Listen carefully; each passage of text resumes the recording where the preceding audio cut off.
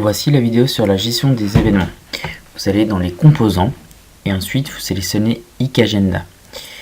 Vous allez voir sur le panneau d'administration plusieurs possibilités, notamment vous aurez la liste ici des événements. Vous cliquez dessus et vous arrivez sur toute la liste de toutes les courses qui sont référencées actuellement. Vous pouvez les trier, évidemment, vous voyez, il y en a qui sont à venir, il y en a qui sont passées. Et tout simplement pour aller trier celles qui sont à venir et passées, vous allez pouvoir soit utiliser la date, mais aussi utiliser des filtres qui vont vous permettre d'avoir une vue plus facile sur ce qui reste à venir en termes de course du challenge. Donc, tout simplement un des filtres, vous allez changer la date et voir celles qui sont aujourd'hui et à venir. Automatiquement, les courses vont être filtrées. Il suffit de cliquer sur le titre de la course pour pouvoir éditer une course, modifier son paramétrage, ses dates et autres. Pour faire un nouveau, vous cliquez sur nouveau, tout simplement. Voilà un nouvel événement. Vous choisissez un titre, par exemple si on reprend un des titres qui avait été sélectionné. Choisissez la catégorie, soit c'est une course, soit c'est une course hors du challenge.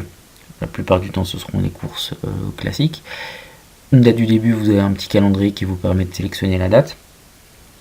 Dès que vous validez automatiquement, ça met la même date de fin. Si c'est un week-end, il faut simplement indiquer un jour de plus dans le calendrier.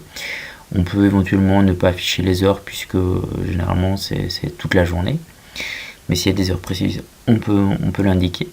Dans la description, vous allez pouvoir mettre une petite description courte qui va s'afficher. Il y a une centaine de caractères.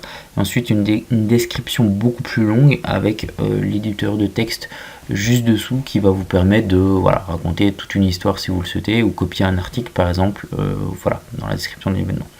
Dans les informations, vous avez le lieu, notamment aussi toutes les informations de contact avec l'email, le téléphone, le site. Vous avez la caractéristique, si par exemple, je sais pas, si on caractérisait toutes les courses par le terrain, accidenté, plat, gravier, roche, ce qu'on veut, un contact éventuellement à rajouter. Vous pouvez aussi joindre un fichier, éventuellement vous pouvez joindre automatiquement la fiche ou les documents d'inscription. Sur Google Maps, vous allez pouvoir rentrer vraiment l'adresse précise, Colomiers, vous allez pouvoir déplacer le point rouge qui va être central et automatiquement ça va vous recalculer l'adresse directement. Si on bouge, la latitude et la longitude vont bouger et l'adresse aussi qui va être présentée aux personnes qui vont regarder l'événement. Donc ça c'est intéressant de leur donner, si vous avez un rendez-vous sur un parking ou au bout d'un champ, on peut vraiment le préciser grâce à Google Maps. Donc ça c'est vraiment intéressant et c'est vraiment quelque chose qui est à faire. Ensuite, on a éventuellement la possibilité d'ajouter des inscriptions si vous voulez le gérer par le site, mais c'est plutôt rare chez nous.